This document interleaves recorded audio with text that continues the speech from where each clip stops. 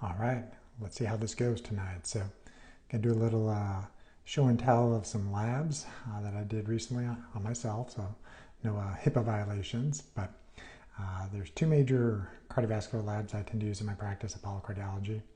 One of them is Cleveland Heart Lab, been using for many years. They're a subsidiary of Quest. And then the other one is Boston Heart. They do some similar labs, but some of them have specialty labs that are a little bit better, and I'll explain why I kind of split test my most recent blood work panel to get the things I wanted from each company. So welcome everybody. Tonight we're going to review some advanced lipid profiles and answer your questions about how to interpret these on your own. So we'll get started here. So let me flip the screen around for a second. All right, so we'll see how this goes. All right, so this is the last page of the Cleveland Heart Lab panel, and I always start with this with patients. The first time I see them is that this is a cutaway of a artery. It's kind of like a garden hose, and you're slicing it in half, and you're looking inside. So this is the lumen where the blood flows, and this is the vessel wall. And so you need to know, how plaque develops in the first place in order to best treat it. So it's not that your arteries are sewer pipes and fill up full of sludge over time and you have a heart attack. It's much more that you have a abscess, or basically a pimple on the wall of the artery that eventually ruptures like a little volcano, and then the blood clots. So it initially starts over here. So in order to develop atherosclerosis, you need three criteria. You need endothelial dysfunction, you need inflammation, and then you also need the wrong kinds of Apo B containing particles getting retained here. So let's start at the beginning. So a normal artery has a coating between the lumen and the arterial wall called the endothelium. It's one cell thick, and it coats the entire 60,000 miles of blood vessels. So you have the surface area of 6 tennis courts covering your artery walls. And it's a protective coating. Sitting on top of the endothelium is something called the glycocalyx. It's like a cotton candy gel-like material that protects the endothelium. So if the endothelial glycocalyx gets damaged and the endothelium gets damaged, nitric oxide isn't released as well, and then things start sticking to the artery wall. So, this non-stick surface is impaired. Nitric oxide is also very important to cause the artery wall, the smooth muscle in the wall, to relax and flow to improve. So if something then sticks to your artery like Velcro, it'll cause this first layer of the artery called the intima to start swelling. That's as your immune system is investigating why or something getting into the walls of the arteries that shouldn't. The body basically thinks that bacteria or virus is invading the walls of the artery. If that process continues to go on, then the Apo B containing particles will get retained here as well, and will drop off its payload in the artery wall. So it's like an illegal docking. It dumped its garbage into this area. And your body will keep trying to repair it if it can, but if the inflammation persists or the endothelial dysfunction hasn't been repaired, it'll just keep adding to this. Over time, the body will try to fibrose it or scar it down, and at some point, some of it will calcify. And calcium is a late-stage finding. So you've heard me previously talk about a CT coronary calcium score test. This is what it's looking for, is calcium in this layer of the wall of the artery. We don't care so much that you have calcium there, but we know that if you have calcium there, you also have soft plaque sitting on top of it. And that's the stuff that we're concerned about, that if it ruptures, all this damaged cholesterol, particles, and material and different cellular debris will spill out into the bloodstream, the blood will clot, and then no nutrients, oxygen will go downstream, and that's what's going to cause the heart attack or stroke. So plaque is common, but we want to know, is it stable plaque where it's got a thick cap over it and just kind of sandwiched in the artery, or is it a thin plaque and it's much more likely to rupture and cause a heart attack? So, if I zoom back a little bit, you can see that of the tests I checked here, everything's green. So if all green, all good. So if you watch my previous videos, I have a calcium score of 0. I have a very low risk clearly scan as well. And my CIMT is completely normal. I reversed some mild thickening in the artery from a couple years ago and back to normal. So my biological age is under my vascular age at this point, which is ideal. So now we'll go back to the first page. And so for those that see me in the office at Apollo Cardiology, you've seen me go over this line by line before. And it is all color-coded. Green is good, yellow is borderline, red's high or low depending on what it is. So I'll zoom in here just a little bit. And start with the inflammation section. So again, endothelial dysfunction, inflammation, Apo B containing particles. That triad is what leads to plaque in the arteries. So myeloperoxidase is normal. From this standpoint, when it's normal, you likely have functional HDL. There's no such thing as good cholesterol or bad cholesterol. There's just different lipoproteins that vary the cholesterol around the system. But one of HDL's jobs is part of the immune system. But if you have high myeloperoxidase, it will actually damage the HDL, and HDL cannot function. And so you may have a high HDL, but you're not actually getting the benefits of it. So you want to have normal myeloperoxidase. The next test is Lp(PLA2). This is also known as the plaque test. This tends to be elevated when people have swelling of that intimal medial thickness, so that first layer of the artery under the endothelium. If this is high, it's likely a plaque in the artery somewhere of those 60,000 miles of blood vessels, and you got to go start hunting for it. On occasion, this will also be elevated if you have gum disease, gingival disease. So if you have bleeding gums, or you have an abscess, or something's wrong with your oral health, sometimes this will drive it up. So check out your dentist at least twice a year. Make sure everything's good to go with your teeth. High sensitivity CRP. This is a compound made in the liver. Mine was completely normal, but it's a what's called an acute phase reactant. So it's not a problem if it's up one time, but if it's up chronically, that's much more of a problem. So high sensitivity CRP, generally want it to be less than 1. It rises fairly quickly and may take a little bit to decrease. So if you've had a recent infection, musculoskeletal injury, and it's up a little bit, not to be concerned. But if it's over 10, and you can't have a ready explanation for it, you get concerned about an autoimmune condition or possibly even a malignancy, because the immune system is activated, surveilling against some cancer cells. The next two ones, asymmetric dimethylarginine and symmetric dimethylarginine, have a role in nitric oxide. It's kind of like a teeter-totter. If ADMA is low, nitric oxide is usually high. And the converse, if ADMA is elevated, nitric oxide tends to be low. They have an effect on the endothelial nitric oxide synthase enzyme. SDMA is also a very good marker of kidney filtration. So if in the bodybuilder patients that I follow or watching this tonight, you're often going to have an elevated creatinine on your complete metabolic panel, your basic metabolic panel. That does not mean that you necessarily have kidney disease. You just have a lot more muscle mass than the average person. But the SDMA is not weight dependent. So if your SDMA is very high, it does mean you have an impairment in your kidney filtration. And this is important, but the one that's on the Boston Heart, which I'll show you in a minute, oxidized LDL. So if the LDL is oxidized or modified, it means your blood plasma is damaging the things that are floating through it. So think of this as a damaged rusted car or damaged rusted cargo ship, and the body then doesn't recognize this. It basically thinks it's an invader, and then sends out the immune system to start attacking this. So it will cause endothelial dysfunction, will damage that gel coat, that glycocalyx that lays on your artery if you have high oxidized LDL. Now going into the lipid panel. So in a traditional lipid panel, you're going to see the total cholesterol, the HDL cholesterol, the triglycerides, and the LDL cholesterol. And usually you're going to see the word calculated. They're using the Friedewald equation, so it's not even a directly measured one on many. So personally, I don't really look at the total cholesterol, the LDL cholesterol, as predictors of risk. However, that being said, if your total cholesterol is over 300 and your LDL cholesterol is over 190, you want to do more advanced testing to make sure that you don't have FH, or familial hyperlipidemia syndrome. But in a traditional panel, mainly look at the HDL-C and the triglycerides, divide those ratios. So actually, I have more HDL than triglycerides, which is good for me. My ratio is about 1, so I'm, I already knew I wasn't insulin resistant or pre-diabetic, but that's a rough estimate of your glucose sensitivity. Not perfect, just gives you a rough estimate. And the rest of it are just ratios.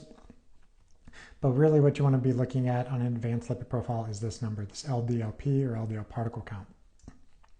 So those people who see me in the office, this is the tennis ball. So your liver makes these lipoproteins because cholesterol is a waxy compound. It's like oil and vinegar. It's not going to float in the blood by itself. So the liver makes these lipoproteins, little cargo ships, and fills it up full of cholesterol, fills it up full of triglycerides, which are energy for the cells, fills it up full of vitamins, phospholipids, which are other building blocks for cells.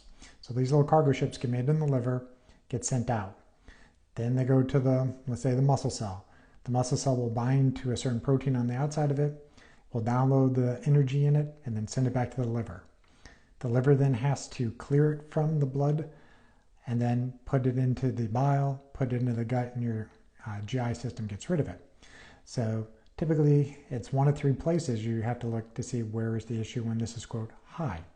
Is the liver making too many of these? So too many cars are leaving the factory. Is it the problem that the liver doesn't make enough receptors to get it out of the blood? And then the third issue is, which happens in 1 in 5 people, I'll use a medical term, but they have an issue with their Niemann-1 PIC-like receptor. So basically there's a gate in the intestines that has a bouncer. The bouncer sees these cholesterol particles floating through and says, this stuff's perfectly good, and opens up the gate and sends this back to the liver and recycles it. So the cargo ship number is important, but you want to know, are these things actually even getting retained in the walls of the artery? Because if you just have a high level and you're dropping off all the cargo at your muscles, well, that's not really that concerning. But if some of these are making a detour, getting stuck in the artery wall and dropping off their payload and building up those plaques, then that's the concern.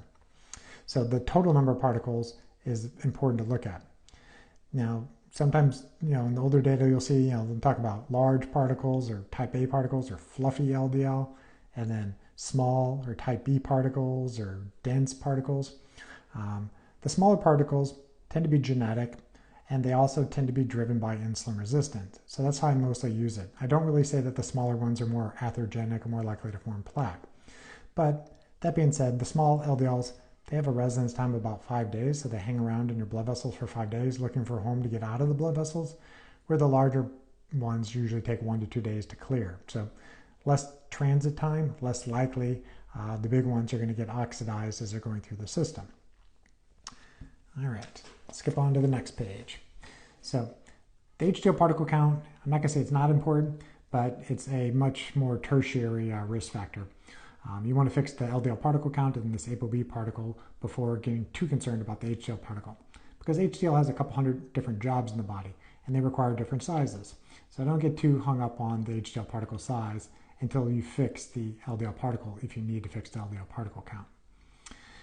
Then VLDL, that's basically a precursor to triglycerides. So if you have an issue with insulin resistance, you're going to tend to have a lot more of these VLDLs. But the VLDLs, some of them are going to get broken down into LDL particles.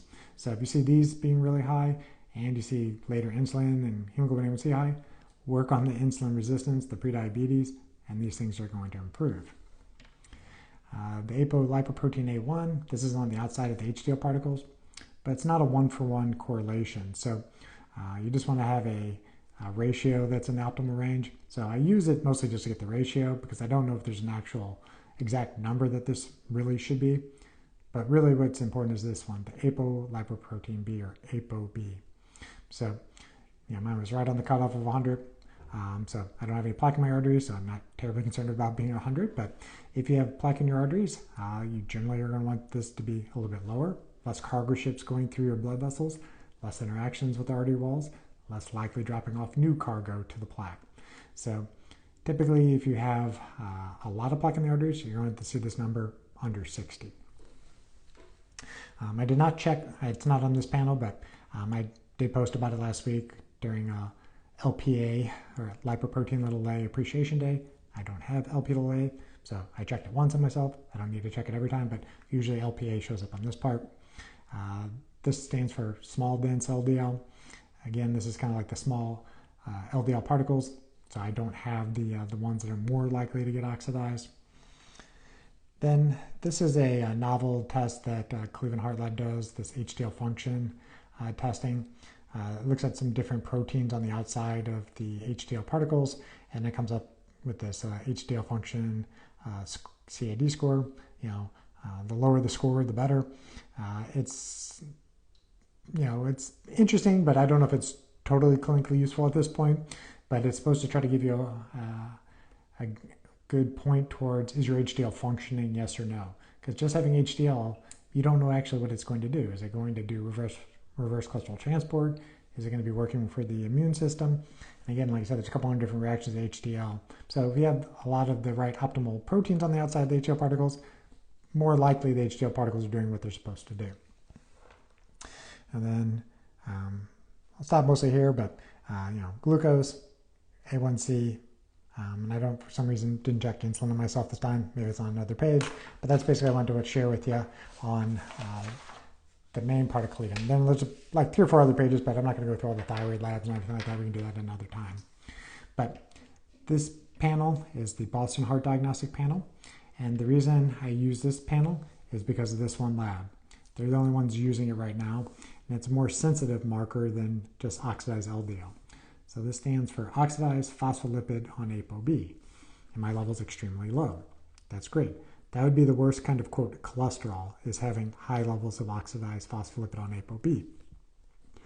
The Apo B protein is on the outside of your LDL particles. It's on the outside of your VLDL particles. And it's also on the outside of your Lp(a) particles if you're one of the 20% of the population who has Lp(a). So this is kind of something that every patient who has Lp(a) should have checked, ideally every time that they get their blood work checked. The Lp(a) levels probably will not change much, but Lp(a) is somewhat like a garbage truck, and it picks up these oxidized moieties. So if the Lp(a) is picking up a lot of oxidized particles, I should say oxidized cholesterol, it's like nuclear waste that it's transporting, and it's trying to get it out of the system. But if it gets trapped in the artery wall and essentially dies there, well, now this radioactive oxidized material gets dumped into the artery wall, and you will see this be very elevated in that case. So if this is very elevated, and that Lp(PLA2) activity or the plaque test is elevated, the one that would indicate that the intima or the inner lining of the arteries is swollen, then Lp(a) is likely actively adding plaque to your system, and it puts you at a higher risk of having an event. So that means your artery's on fire and you need to do more. I'll kind of skip over IL-6 for now. It's just one of the interleukins. If it's high, your arteries are on fire. But the one thing that I really do like about the Boston Heart Panel that they do is something called the cholesterol balance test. And this is where it comes into, if somebody has, quote, high cholesterol particles, what is causing it? So is it a production issue? Is it that the liver is making too many cargo ships or too many cars and shipping them out? So if that's the case, you'll have high levels of lanthosterol or desmosterol. But this also can be used if somebody is on treatment. So say somebody is on a statin therapy, and they're wondering if they're shutting off their cholesterol production, which actually is not really possible. But I would use this test that if somebody was on a high-dose statin, such as rosuvastatin 40 milligrams a day or atorvastatin 80 milligrams a day, and their desmosterol and their lanthosterol levels were extremely low, then that may be a case to back off the dose of the statin. Maybe that person is overstatinized, and you just let it drift back up into kind of the more moderate range at that point. And then the next way you can look at things is the person a hyperabsorber of sterols? So this is, again, the person who has a little bouncer in their intestines say, this stuff's still perfectly good, and sends it back to the liver for recycling. So if you have high levels of beta-sitosterol or high levels of camposterol, you may be somebody who would benefit from a medication called ezetimibe to keep that gate closed. You also see these levels excessively elevated in people sometimes who have an ApoE4 genotype, or somebody who decides to go on a full-on keto diet or a very high-fat carnivore-esque type diet. So you generally want to know what their lipid profile looked like at baseline. Then they made their nutrition change for whatever reason, and then check and see what happens. So I've had some patients who've done carnivore and keto diets, and this lab skyrocketed, and they had so much cholesterol and fat reabsorption that their liver then made more particles to transport it back to the gut to try to get rid of it, but it kept recycling. So those people need to either modify that diet or stop doing that diet so they stop hyperabsorbing the sterols. And this is one of the cases too where unless you know what you're doing with over-the-counter supplements, you do not want to be willy-nilly taking plant sterols because if you're a hyperabsorber and you're trying to take plant sterols to, quote, block reabsorption of the animal-based sterols that you're getting through your diet, the plant sterols will get reabsorbed as well, and the body doesn't recognize what those are, and very commonly in the people who have hypercytosterolemia, they're going to put that plant sterol directly into their plaque in their arteries. So you don't want to be taking plant sterols unless you know you're not a hyperabsorber. But in that case, there's just some, I would use ezetimibe before I would use a plant sterol.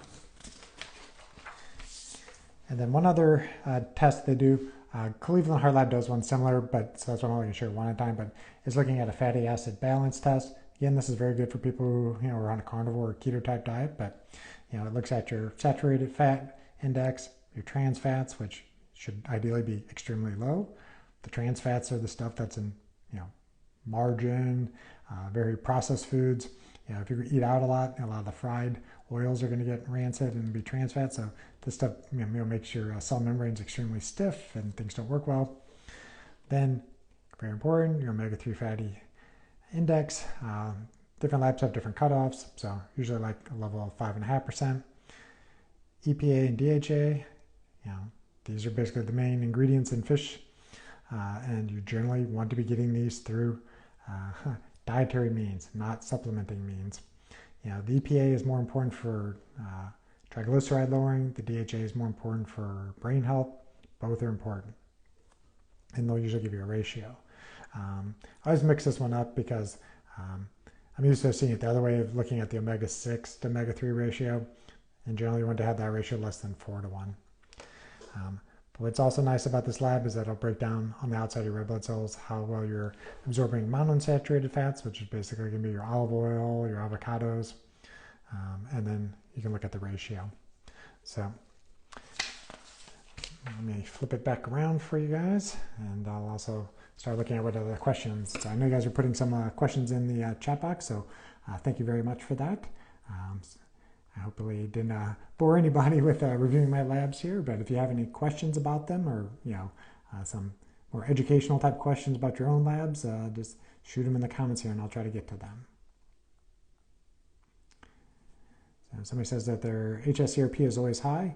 It depends how high it is. And, if it's over 10, you want to look at the other cardiovascular inflammatory markers, the peroxidase and Lp(a)2, and see if it's more of a cardiovascular concern. But if it's greater than 10, consistently, make sure that there's not a concern for an autoimmune condition or a malignancy.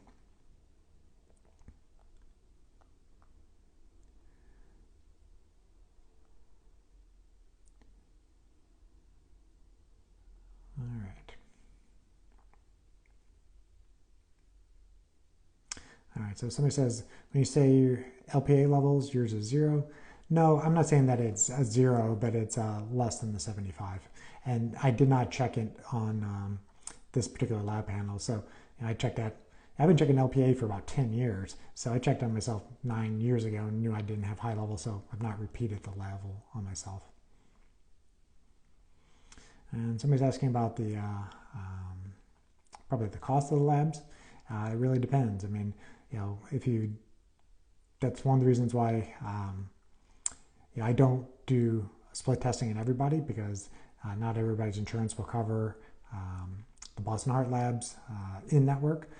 So there are certain carriers that are in network. Quest is generally in most people's insurance networks. So the lion's share of labs that we order goes through them. But they both do excellent testing, and they're both like about 95% similar. So, if your insurance will only cover one or the other, it's generally fine. And honestly, if you end up doing the test that I just shown on the panel and you pay cash, it's less than $100 for those 5 tests or so.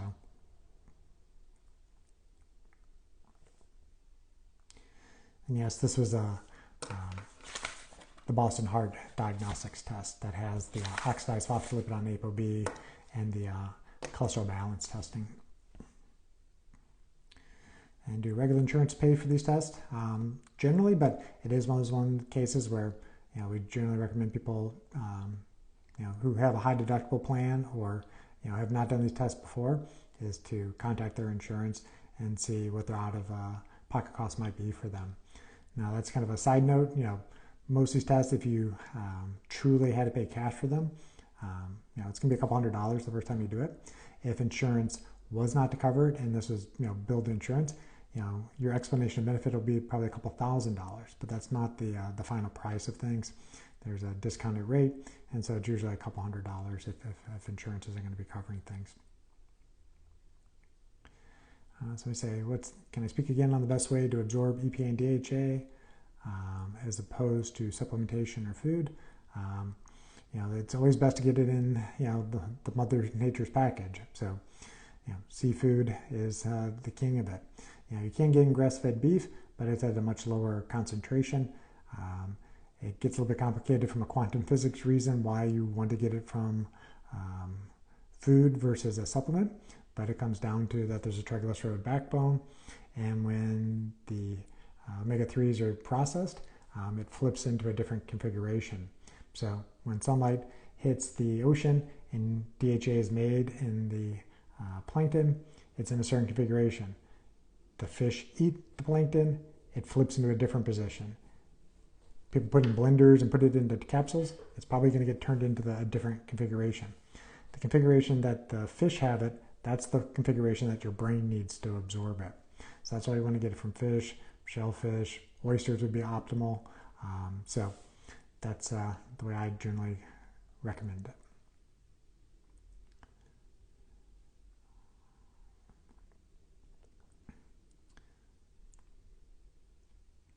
And somebody's asking about DHA supplementation.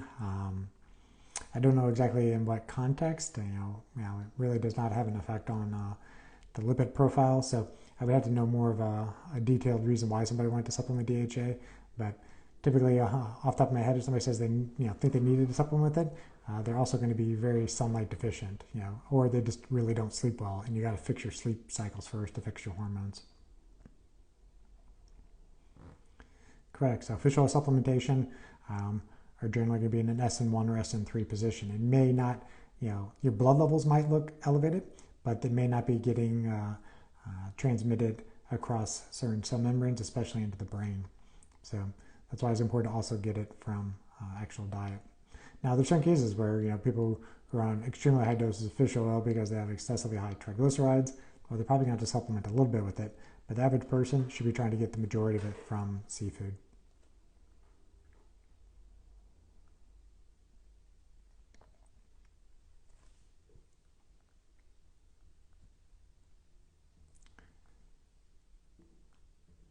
All right, so we're waiting for a few more questions to come in. I'll let you guys know about some things going on at Apollo Cardiology. So for those that follow us, I do have a practice in St. Louis, Missouri, where we focus on heart attack and stroke prevention.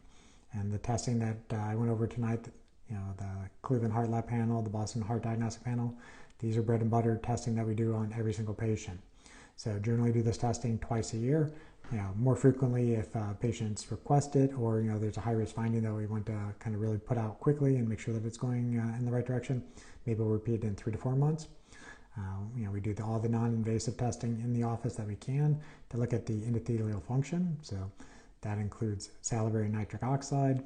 That includes using some devices called the Max Pulse, which looks at pulse wave velocity, or how elastic the arteries are in your fingertips. For certain individuals, we'll use an endopat, which is basically a 15-minute stress test to the artery walls and tells you percentage-wise how much nitric oxide is getting produced. That's on the endothelial function side. We also have a fancy blood pressure monitor that looks at your central aortic blood pressure, which is the blood pressure that your heart arteries, called the coronary arteries, and your carotid arteries, the main arteries that provide blood flow to the brain. This test measures what blood pressure those arteries are actually sensing, and sometimes that's going to be a pretty significant difference from what the blood pressures in your brachial arteries in your arms senses. We have the ability to do 24-hour ambulatory blood pressure monitors for people who have labile blood pressure, or say that they got, quote, white coat hypertension, or my blood pressure is only up when I'm under stress. Well, we have a monitor you can wear at home, which will give us your 24-hour blood pressure, tell us when you have spikes in your blood pressure, and we'll also look at your blood pressure dipping status overnight, because your blood pressure should really drop about 15% overnight. If it doesn't, then you're at higher risk of having a stroke or heart attack. And then there are other tests that we can send people out for that look at the more firm plaque in the artery. So that's with the CT coronary calcium score. That's about a $100 x-ray of your heart arteries, looking for calcifications in the walls of the artery. If you have calcium in your arteries, you also have the soft plaque in your arteries. And the blood test can tell you, is it likely that you're adding onto the plaque, or is it likely something old that you found? And then there's a more novel test for the right individuals called the Clearly Heart Scan. I've had it done myself. that looks at the plaque characteristics and tells you, is there hard plaque, is there soft plaque, is there soft and necrotic plaque? And it's really the soft necrotic plaque that is the big problem. That's the stuff that's that red hot pimple that's more likely to rupture and cause the event. One test I did not go over was in our office. We do offer the carotid intimal medial thickness test. That's the ultrasound of the carotid artery on the side of your neck, which gives you a vascular age and also gives you amount of soft plaque in your arteries. So if you're already seeing me in St. Louis, we're going to offer you these testing, as appropriate. If you're not in St. Louis and you're interested in flying to St. Louis, we do have many out-of-town guests that fly to our office. We're about 10 minutes from the airport. I got 3 or 4 hotels right by our office. So we've had some patients fly in on a Thursday night. We scan them all up on Friday morning. They fly out Friday afternoon. We actually had some people fly in same day and fly out that afternoon. So if you're interested in getting the testing done locally in St. Louis with us, if you can't find it, where you're at, just shoot us a comment and we'll get in touch with you. So let me see if there's some other questions that came in while I was doing that. Somebody's asking about probably how many times a week should they be eating seafood. Rough estimate is 3 to 4 times, and if your levels are low or you have lots of inflammation, every day. Somebody's asking about an HRV question. So HRV is a interesting topic, and I've done prior talks on it. But think about HRV as, what is your normal baseline? It's really hard. You can't compare yourself to anybody else. Yes, there's some, nomograms that can say that, like, oh yeah, a normal 30-year-old's HRV is going to be blank, but there's so many genetic determinants of HRV. So really just look and see what has your baseline been over the past, month or so with an HRV, and see how much it's changing from that. Because it's sometimes just an early warning sign that, your body's overtraining, your infection's coming on, but I wouldn't put too much stock into the exact number. I would just look more at the trends of it.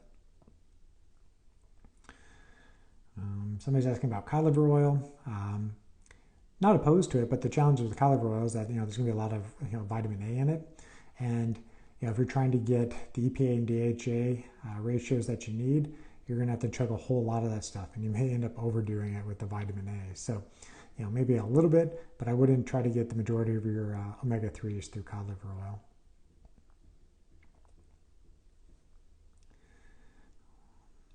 Great questions, guys, tonight. We'll wrap here up in just a second. So next Monday, 6 p.m. Central Time.